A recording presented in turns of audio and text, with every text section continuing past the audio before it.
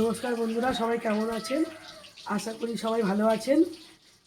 সকালবেলা চলে এসেছি নতুন একটি রেসিপি নিয়ে। নরম তুলতুলে শুধু চালের গুঁড়ি, আটা ময়দা কিছু নেই এর মধ্যে। আঁকশি পিঠে দেখুন, নরম তুলতুলে দেখুন কেমন ভেঙে যাচ্ছে, দেখুন দেখছেন। এটা নতুন খেজুরের গুড়, আখের গুড়, শিয়ালদা থেকে আনিয়েছি আমি এটা।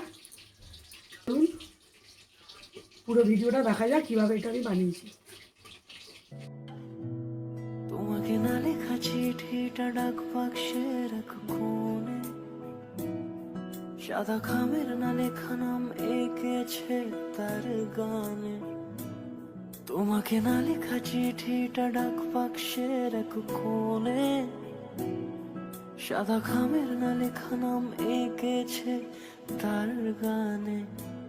সেই চিঠি যত লেখা থাকে একা একা, সেই গানের না শোনা সুর আঁকা একা একা, চলে যায় তবু কখন এসে। এখন আমার পিঠে খোলাটা গরম হয়ে গেছে।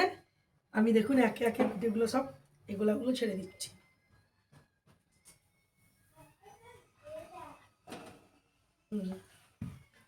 এই গোলাটা কিন্তু ঠিক করে না ঘুরলে পিঠেগুলো কিন্তু ঠিক হবে না, মানে একটু ফুলবে না, একটু ফুলবে না, সাদা হবে না। একটু বেশি করে ফাটতে হবে, বেশি ঘন করলে হবে না, বেশি পাতলা করলেও হবে না। আর এটা দেওয়ার সঙ্গে সঙ্গে গ্যাসটাকে কমিয়ে দিলে হবে না। কমিয়ে দিলে হবে না, এটা কমালে চলবে না। এই পিঠের গ্যাসটা এরকম কন্টিনিউয়াসলি জ্বলবে।